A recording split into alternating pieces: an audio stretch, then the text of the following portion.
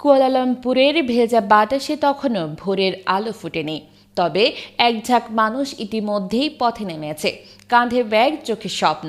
তাদের কেউ কেউ এলো শূন্য হাতে, ফিরবে ভর্তি পকেট আর অভিজ্ঞতার ভারে নত কাঁধে। মালয়েশিয়ায় এখন এমন কিছু পেশা আছে যা বদলে দিচ্ছে বহু মানুষের জীবনের মোড়। ঠিক কোন কাজগুলোতে সবচেয়ে বেশি আয়, কেন সেগুলো এত চাহিদা সম্পন্ন, চলুন শুনে নেওয়া যাক এক ঝলকে। তালিকার একেবারে শীর্ষে আছে লোডার কাজ।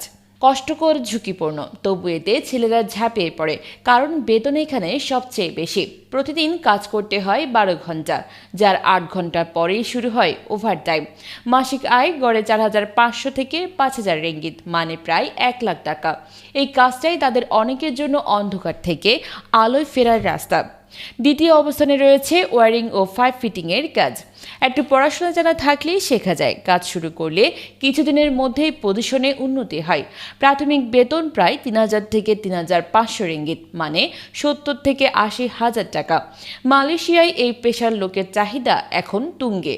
তৃতীয় স্থানে সিলিংয়ের কাজ। শুরুতে সহকারী হিসেবে রাখা হয়, পরে কাজের অভিজ্ঞতা হলে ফিটিংয়ের দায়িত্বও দেওয়া হয়। বেতন প্রথমে প্রায় 2,500 থেকে 3,000 রিঙ্গিত, কিন্তু ফিটিং শুরু হলে সেটা বেড়ে যায় 3,500 পর্যন্ত। টাকায় দাঁড়ায় প্রায় 80,000। চতুর্থ নম্বরে রয়েছে স্যানিটারাইজার ও টেলিকাটেন। শুরুতে একটু কষ্টকর মনে হলেও শিখে ফেললে আর পেছনে তাকাতে হয় না। এখানে ডিউটি 8 ঘন্টা, সঙ্গে 4 ঘন্টা ওভারটাইম। মাসিক আয় 55 থেকে 60,000 টাকার কাছাকাছি। সবশেষে আছে রিপেয়ারিং। সহজ ও টেকনিক্যাল এই কাজের চাহিদা ব্যাপক। বেতন গড়ে 3,000 রিঙ্গিত, যেটা খুব সহজেই উপার্জন করা যায়। যারা হাতে কলমে দক্ষ তাদের জন্য এটা আদর্শ পথ। এই 5টি কাজ এখন হাজার হাজার প্রবাসীর জীবনের টার্নিং পয়েন্ট হয়ে দাঁড়িয়ে আছে। মালয়েশিয়ায় যাওয়ার আগে যদি এগুলো যে কোনো একটি শিখে নেওয়া যায়, তবে নতুন দেশে পা রেখেই অর্থ উপার্জনের পথ খুলে যায়। এই গল্পগুলো শুধু সংখ্যার নয়, এগুলো সাহস, সংগ্রাম ও স্বপ্নের গল্প।